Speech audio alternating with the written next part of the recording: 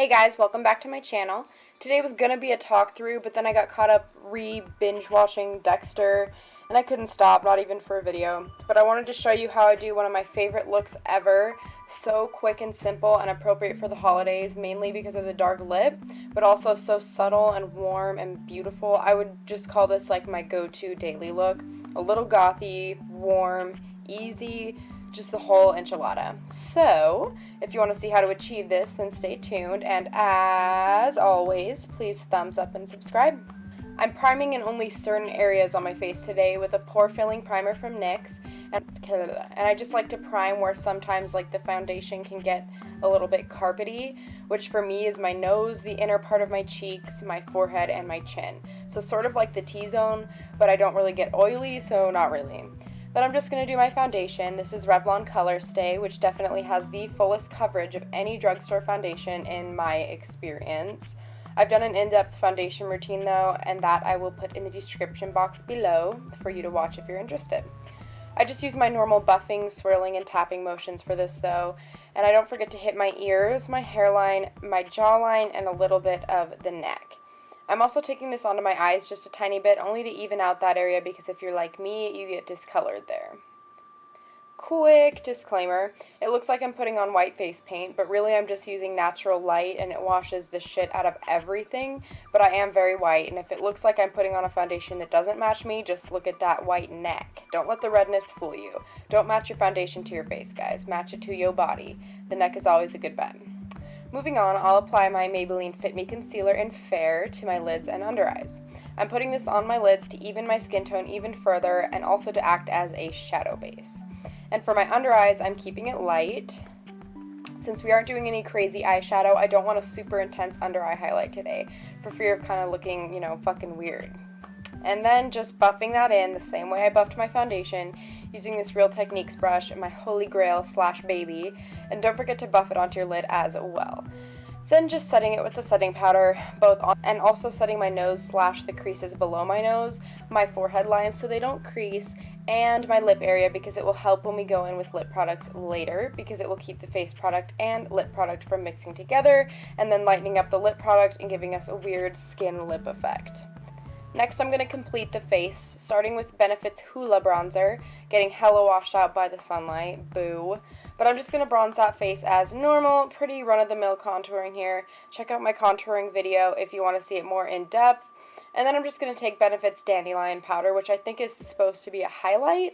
I'm not really sure, but if you're as pale as me, then it works wonders as a blush. It's just nice and soft, a very natural, soft, rosy pink. I'm just going to take my e.l.f. Duo Fiber brush and swirl this onto the apples of my cheeks and against the edge of my contour, nothing out of the ordinary, just to bring a little life back to my ghostly pale complexion. And to finish off the face, I'm going to highlight using MAC Shell, which is a cream product, and I just take the tiniest bit of it onto my finger and place it in all the spots I highlight as per usual. I've been in the habit lately of putting highlighter solely on the tip of my nose rather than like the entire bridge center of my nose, just because it makes the nose a little bit cuter and it still adds the dewiness to the face. Here's the key with cream products on the face. Don't rub the product, just dab until it's blended. You shouldn't need much because the cream illuminators typically have like actual little like reflective crystals in them that won't blend, so a teensy bit should do the trick. Next, I'll do my brows, and I want them somewhat soft for this look to direct attention like away from them and onto the lips. So to achieve this, I'm just making the tail a little bit smaller and really making the inside of the brow a nice light gray. I love me some ombre brows, don't hate. I like to use the Avon brow pencil in soft black and my Sigma E65 angled brush. I just lightly place the product on the inside first, then draw the shape of the outer part / tail. Then I use the brush to drag the product and make all the lines a little bit more precise, and then wipe off any product it picked up along the way from doing that, and use the side-to-side motions while holding the brush vertically to blend that inner corner of the brow and just make it like a smooth light gray. Then I fill in the lines with the pencil and move the product a little bit more with the brush so that it looks nice and natural. Then I just take my same Maybelline concealer on this little concealer brush from Ulta, and I carve out mainly that inside part of the brow, but also the tail so that they're nice, like really sharp lines. My final course of action is to take a foundation brush, because you know there's like some product left in there, and just dab that on the center to really soften it and give that ombre effect. Another disclaimer, I got this from Jaclyn Hill, you guys. It's a great technique. She is the queen. To give a little bit of dimension to the eyes, I'm going to take the same Hoola bronzer, but use any brown in the entire world that you like. That is just like a transition shade-esque. With a BH Cosmetics fluffy brush, I'm just going to buff this into my crease, making sure it doesn't go too high or too low. Pretty much the same spiel as always with this. Use back and forth motions and only take a small amount of product at a time so that you can build it and it doesn't get too difficult to blend. I like to take it all the way to the inner corner and blend it in more of like a round shape, just because my round eyes, round eyes are my jam, even though mine are pretty damn almond shaped. Use whatever fits your eye shape though. Like if you already have round eyes, then keep the brown solely in the inner, or keep the brown solely on the outer part of your crease to create a more elongated effect. Then take a little bit more and blend it underneath the lash line, but only on like the outer third, just to give a tiny little barely there smoke under there. Then on the same Ulta concealer brush from before, I'm going to take MAC Shell again, just a teensy bit, and place it on that inner corner / tear duct area for like a little bit of a highlight / glow there, and then underneath the arch of the brow. Like I said before, since this is a cream product, you really don't need much to create a nice highlight there, because the crystals will stick and reflect light really nicely. Then I'm going to use my trusty Avon lash curler to curl my lashes and make them as nice and long as possible.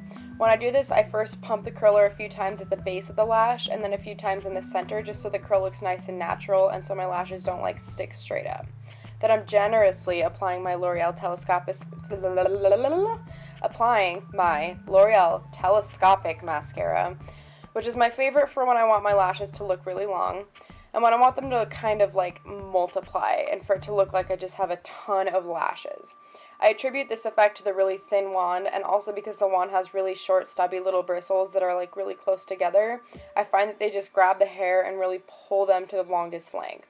This is also a great mascara for the bottom lashes, which is the next step, because the tiny wand makes it really easy to manipulate them and avoid getting mascara on the bottom of. The very last step is the lips, the star of the show. What's going on here is I basically did the lips entirely off camera, like a freaking dum-dum, and I realized that, and I quickly grabbed my camera and refilmed the lips. So I'm starting with this Avon lip liner in Brick Red, and I'm only overlining the Cupid's bow and then connecting the line down to the regular line of my lips. This lip liner is a really nice formula, and it has really good pigment, so it's easy to get like a nice sharp and beautiful line. I fill in the lips just slightly with the lip liner. I don't want to use up too much by filling the entire lips, but I don't want there to be like a perfect line for when the lipstick fades, because we want to avoid that chola.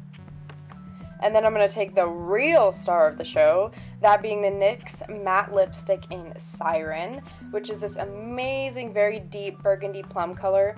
And I just apply that everywhere, right up to the lip line, and then rub my lips together a couple of times, and voila! My warm / soft goth / quick and easy / holiday makeup look / fall look, I guess, is done. Please like and subscribe and hang out with me on Instagram. My handle is Queen Slitheen, and I'll see you guys in my next video. Have a good one. Bye.